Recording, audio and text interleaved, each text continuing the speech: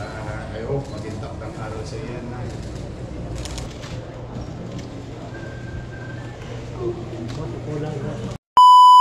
Moreno Dobagoso and Vice Mayor Chi Atienza. Sorry, busy Monday.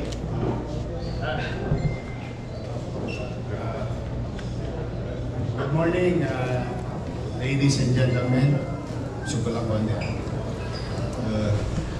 Happy Monday. Happy Monday. Happy Monday. Para malungkot ang Luis yun. Nalagay ko na rito para malala. Yung mga may-ari ng mic, 20-20 lang. Anyway, well, una, maraming salamat sa inyo sa oras na binigay nyo sa amin and sa tulong na binibigay nyo sa amin by attending our press briefing from time to time because you help us informing the general population. Kaya thank you very much to our friends in the media and the vloggers who are here. But now today with regard to our policy, programs and aspiration, as we promised, Vice Mayor Chi Atienza and I to the people of Manila that we will not stop every single day in our own little way to clean up the city inch by inch, maging maliwalas, maalis ang kadugyutan sa Maynila. Kalisabay nito ay yung pagbibigay ng kapanatagan sa mga naninirahan sa Maynila, namumuhay sa Maynila at dumadapo sa Maynila with regard to the peace and order circulation of the city. Again, this is now a testament to our statement that those who will commit, and I hope not, criminal activities in the city of Manila, beware. No matter how long, no matter how far you are, the Manila Police District is directed by yours truly to go after those who committed crimes, and as if baka yung iba na mga tulongges, baka pinagtatawanan pa yung Manila Police District. Iba na po ulit ang Manila Police District nyo. Will go after you. Today, Vice Mayor Chi and I will present to you particular individuals here.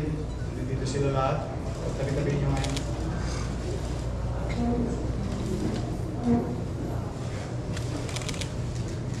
Pasensya na kayo. Baka lang may confusion sa inyo, no? With due respect to other agencies, pinalalagyan ko lang ng tapping yung mukha nila dahil ito yung mga suspect. Pero noong nakaraang linggo, yun naman i-surrender. Sabihin, inako na nila yung kasalanan. And I'm happy and I'm praying for the soul of Mr. Cabrera, because of the effort of the Manila Police District and Councilor Avicia and Barangay Chairman Junicio and the family of the suspect.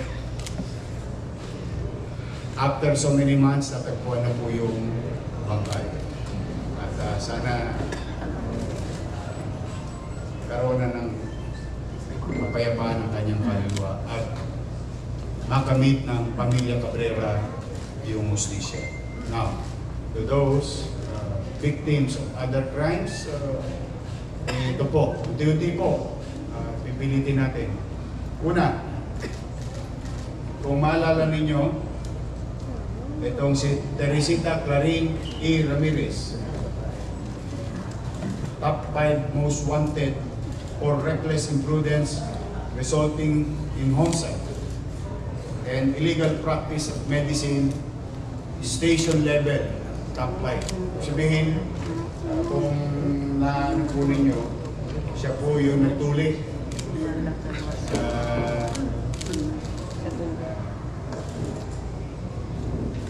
nalulungkot tayo.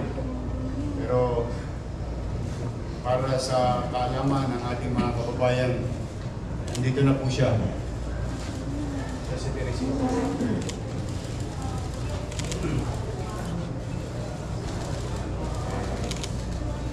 Sagutin mo na lang sa mata ng batas, ha? Sa, I hope, maging taktang aral sa iyan na. Hindi kita, kaya lang. Yung pamilya, o yung nakalit, mother. Kayo nang bahala. Kasi sabi na, kung gusto nyo makamit ang justisya, nasa sa iyo na po yun. Anong pangalan mo? Maridol.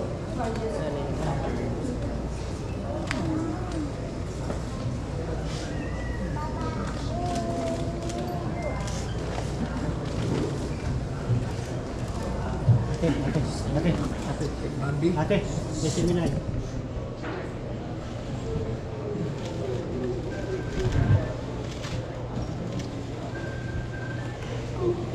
Kulang.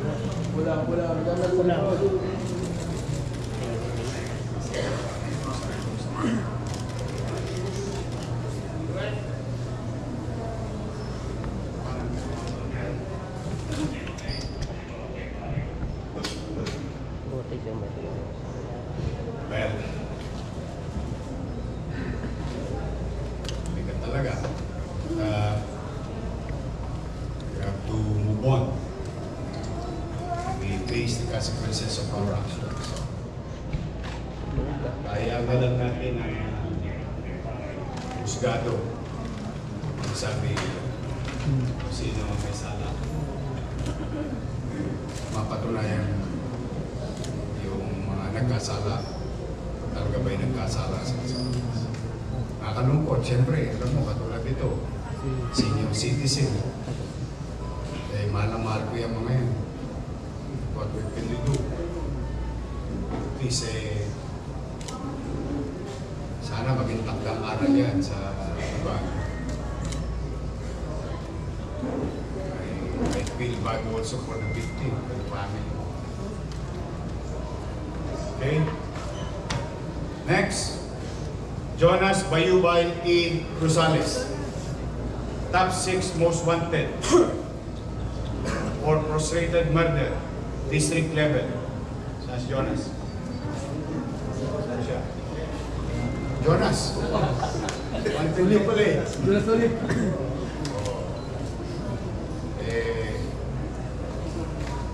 Na-arrest ko yan noong nakaraang linggo. Kaporal. Kaporal ito. Ako korek doon. Ito di victim. Ito po siya. Ihatid natin sila sa husgado. Sige.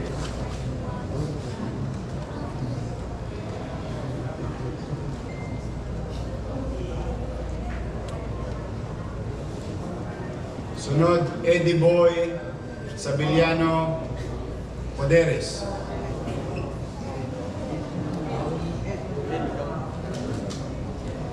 Top 3 most wanted, district level. And top 1 most wanted, station level. Charged with qualified rape, 2 counts, and act of lasciviousness. Ito po siya.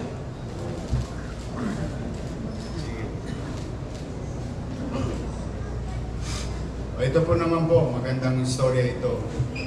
Ito, another example, like the one that the Manila Police District DPI-OU did last week about an 18-year case.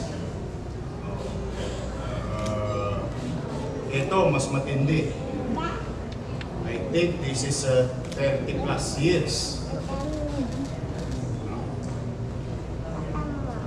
30 plus years. And I'll give you some details of it.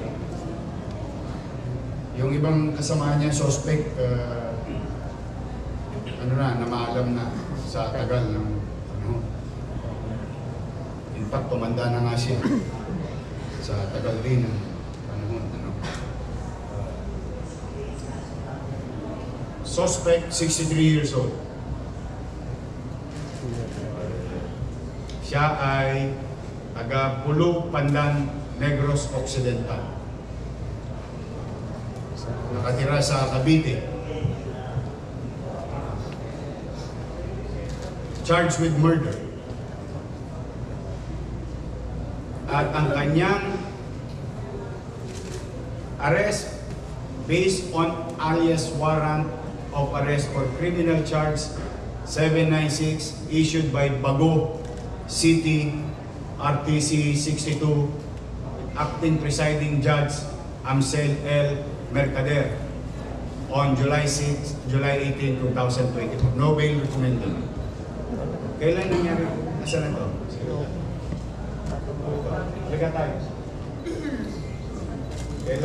Kailan ba yung nangyari yung insidente? 33 years ago. 1990. O 35 years. Wala kami magagawa tayo kung hindi talagang ipatupad namin. I'm now giving a directive to Given, Samonte and the team, the Manila Police District, na dalhin to kay Judge sa Bacolod. Ibabiyahin nyo to sa Bacolod. Ito-turn over yan. Yung ibang mga kasama mo.